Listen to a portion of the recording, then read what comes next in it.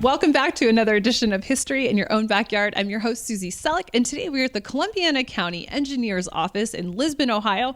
I'm joined by County Engineer Bert Dawson. Bert, thank you for being here. Well, thank you. Nice to have you here. Well, thank you. And also joined by the president of the Ohio Historic Bridges Association, David Simmons. Glad to be here. Today we're going to be exploring how the Iron Arch Bridge is a fascinating part of American history. So David, I'm going to turn the first question to you and would love for you to be able to tell us what the background on this beautiful bridge is. Well, understanding the history of iron bridges in the United States really comes with an understanding of railroad history. When railroads were being built in the 1820s and the 1830s, it was really a very novel form of transportation, and people weren't sure that it was going to be a success. So railroads needed to get into production really fast. They couldn't spend a lot of time in producing their railway right-of-way. They had to begin producing revenue very fast. And so this was the first time when, in American history, transportation had a requirement for virtually level right-of-way. You know, you couldn't have hills going up and down. It had to be relatively level. And so that made an immediate need for all kinds of bridges that had never been required in America before. So this resulted in a great creativity among American bridge designers, and a lot of innovations were done and lots of different bridge designs were created. So I understand that this bridge in particular is a truss bridge. Can you tell me what that means? Yeah, a truss is essentially, if you look at this structure, it's a frame that is very, very flexible. And I'm going to put one little addition to it here, put this cross member on it, and automatically it becomes rigid. And what I've done, in effect, is created a truss. And if you look at it, you can see that there are triangles here. Trusses are essentially made up of triangles. And the arrangement of triangles is one of the ways that defines what a truss is. The other thing that you need to understand about bridge trusses is that traffic that's crossing over the bridge will produce two different kinds of forces in the bridge. One is called compression, and that's where the members are being pushed together, and the other is tension, and that's where they're being pulled apart. David, what kind of materials found their way into these bridges? Well, for railroad bridges, because they had such an immediate need for bridging, the obvious source was wood.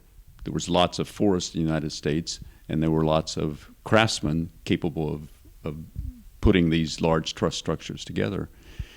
And one particular wooden truss became very popular with railroads, and that was called a howe truss. It had diagonal wooden members and then iron rods, vertical iron rods, that could be used to tighten the entire structure together. In effect, it was a term used, known at the time as pre-stressing. The entire structure was being pre-stressed by these iron rods, and that was strengthening the bridge. But it was also an advantage for railroads because one of the problems with wooden bridges was that the wood, as it ages, shrinks, loses its dimension, and so it begins to become loose. So with these iron rods, you could just tighten it all back up again, and it was as good as new. Okay. Now, were there some other negative things that came with wood being one of the main materials for these? In fact, there was. Steam locomotives produced steam fried by burning wood under the boiler, and the sparks that came out of the steam locomotives' stacks could actually set a wooden bridge on fire. So railroads were literally burning their bridges behind them. Cliche. Cliche, but it was in fact true. Right. And they would post guards on a bridge to extinguish any sparks that had left when a train passed. Okay. How did the railroads solve that problem? Well, the most obvious solution was to change the wooden materials in the howe truss into iron. So instead of having an wood iron bridge, you would have an all iron bridge. And that's the first iron railroad bridges in the United States were actually iron howe trusses.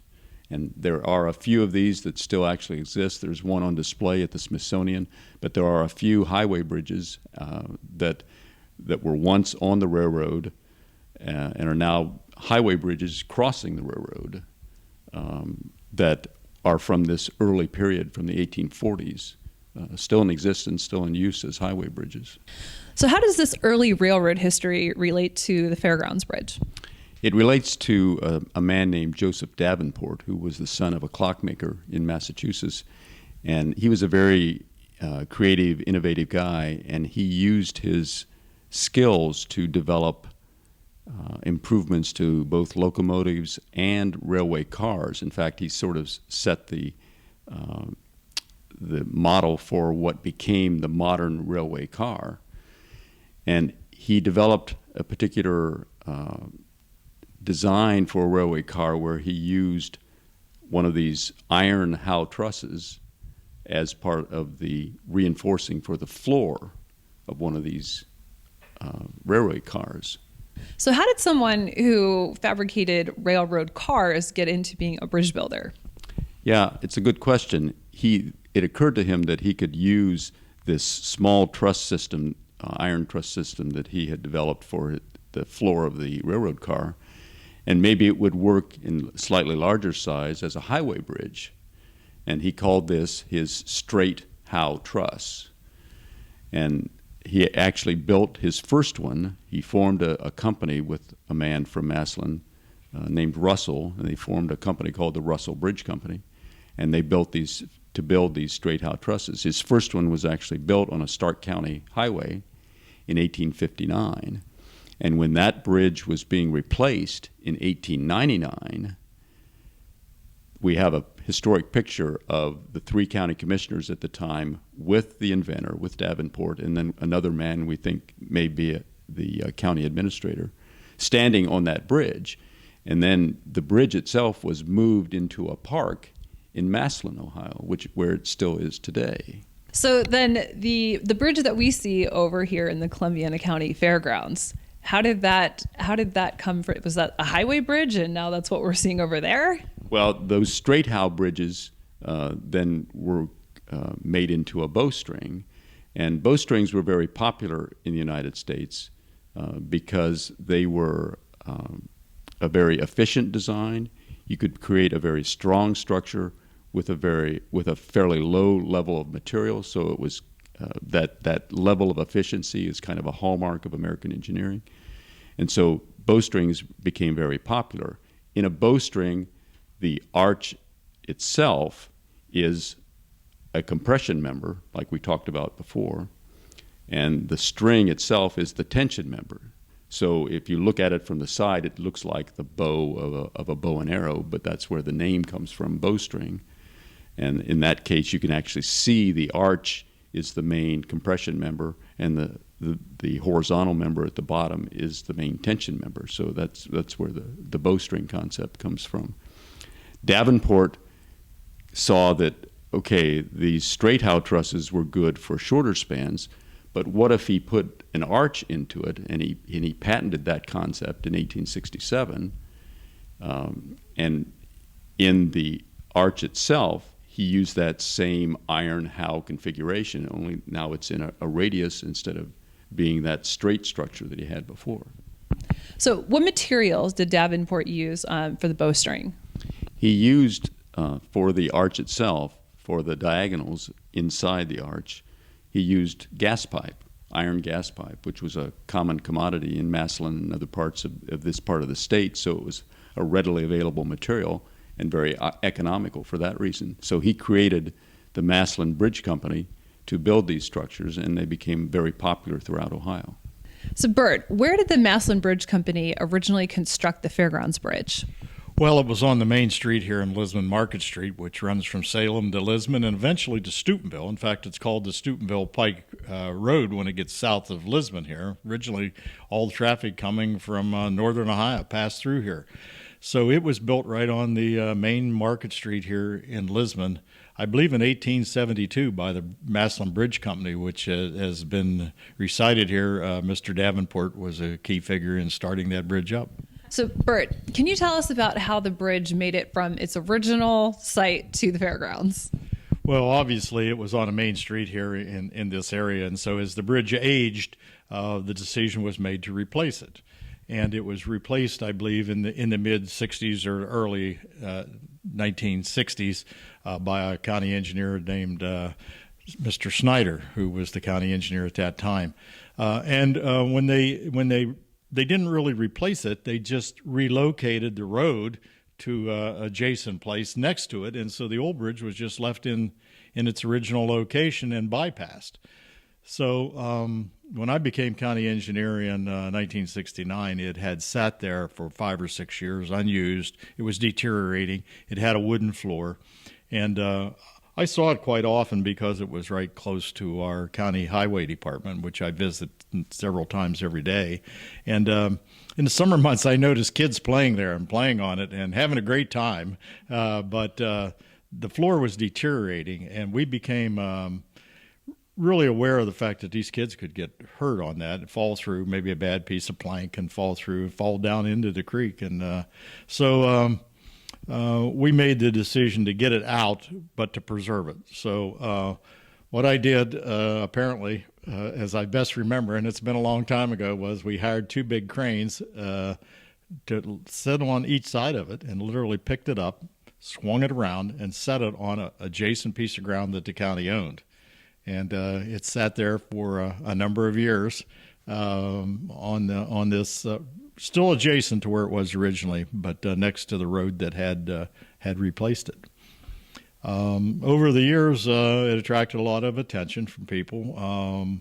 It obviously was very historic. Right. And so the first thing that I remember was the Boy Scouts.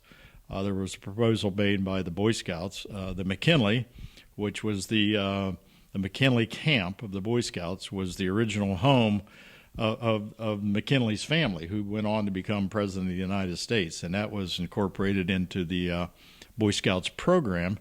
And a lot of people thought it would certainly be nice to be over a waterway there next to the Boy Scout camp, which is visited by a lot of kids, not only from this area, but they bring kids in from all over Ohio, I think, to spend a week or so at that location.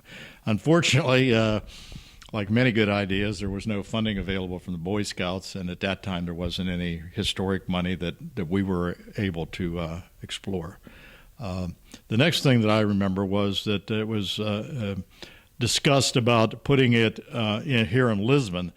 There's a nice city park here on the Canton Hill, right at the bottom of the Canton Hill, and it's maintained by the village. They had a large ice jam there a number of years ago, and there was they called it the swinging bridge. It was actually a pedestrian bridge, and you could walk from one side of the fair or of the park to the other side of the park, being on both sides of the creek there. And when you would walk, it would swing, so they called it the swinging bridge. But a large ice flow came down the creek one winter and wiped the bridge out. And, of course, they didn't have any insurance or anything on it. So it was discussed at one time to replace that swinging bridge with the bowstring arch. And, again, the village had no money to do it. The bridge was a little short for what we needed. You would have had to do spatial abutments, and so that again was thrown out as a possibility. And so a number of years went by, an additional number of years went by, and several years ago, we worked very closely with the Columbiana County Fairgrounds, the Fair Board. We've got a tremendous group of people who do a great job. It's all volunteer. They don't get paid. And they had discussed about bringing it up there.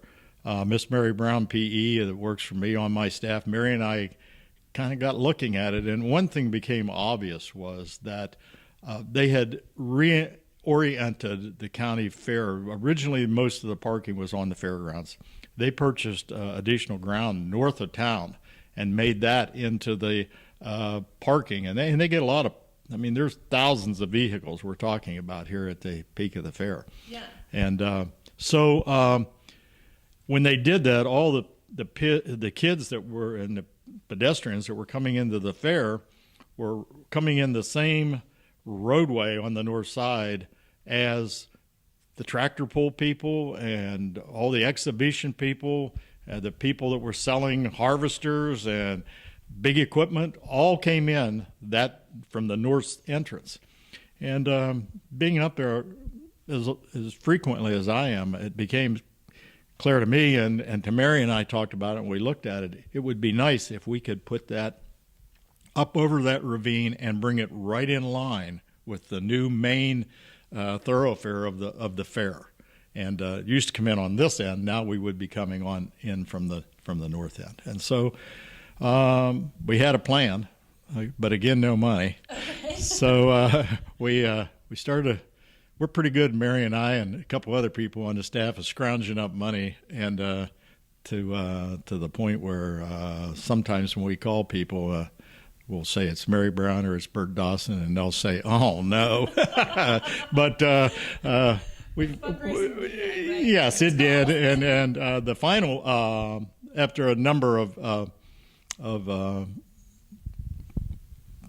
follow-up jobs were done or applications were done, and we did start to get some money. The final key was the state of Ohio budget, and Tim Ginter, our state rep, was successful in getting money through the state budget. When they passed that, they put some things in there, historical things in that every year that they budget, and this was the stopgap thing that actually filled the financial opening that we still had. So it worked out good. It took a while to get it done, and we changed designs a couple times, and we changed a lot of things a number of times, but it finally got to what we got today. Worked out great. Okay, so was there any hesitation in using parts of the old bridge though? Well, we Ohio Bridge, which is in Canton, in the Canton area. Ohio Bridge builds a lot of truss bridges, and they're nationally recognized. They're fairly close. I think maybe they've built one or two new ones since I've been here, but they were the obvious go-to people. They had a big shop. They had the facilities to disassemble it, look at it real carefully, determine what could be retained and what had to be replaced. And it was actually taken apart and transported down there into their shop. And then ODOT, since they were involved in some of the grant money we had, they had an inspector went over there and followed all the process of repairing it and everything. And so then it was finally trucked back to Columbiana County, and it was quite an occasion. The erection was quite an occasion, viewed by many, photographed by many, but it was put up in parts and then sort of reassembled in place there. Very cool. Do you remember how long that took? It was only 2 or 3 days getting it back together. The abutments were all built. The abutments were designed, and since it was the ravine is quite wide, so we actually built an intermediate pier, and the bridge sat on the one abutment and on the pier. And then we built a sort of a spill-through design with reinforced concrete slab structure, which is sort of like an approach to the bridge. And it was we had a nice opening, nice ribbon cutting, and it was well attended and got a lot of coverage from it. It was good. So Bert, overseeing all this had to be a pretty tremendous experience. Has it received any special recognition? Well, we've been very fortunate. In Ohio, annually they have a bridge conference, which a lot of people attend, and at that they give historical achievement awards for bridge projects that have been done. We were able to, with the Bowstring Arch, be able to get one of those awards. It's been, I guess, a year ago. Congratulations. Well, thank you. And we also did a covered bridge the same year. It just worked out that we were working on two. And so actually we got the Bowstring Arch and one of our covered bridges were both recognized for achievement awards the same year, which was kind of great. And saved money. We only had to go to one award ceremony. So. All right, way to come out with two. That's awesome. Thank you, Bert. Thank you. So, David, how does this project rank in terms of historic bridge projects in Ohio? Well, you can hear from all the partnerships that Bert indicated that were used to achieve this project. You know, that's the kind of thing that we like to see all across the state, and it's really an example of that because of the awards that it got. The Ohio Historic Bridge Association was started as a group in Muskingum County to save a particular covered bridge. And as time went on, we realized that there were more historic structures in the state than just covered bridges that really merited preservation. And so we try and promote educational projects. We do tours in the spring and in the fall, and try and send people to all different kinds of historic structures. But it's clearly one of the exemplar projects in the state, and we're happy to be able to try and promote its preservation and the strength of this project. Thank you for watching another edition of History in Your Own Backyard. Today we were in Lisbon, Ohio. Bert Dawson, thank you again. David Simmons, thank you again. And remember, travel slowly and stop often. Bye for now.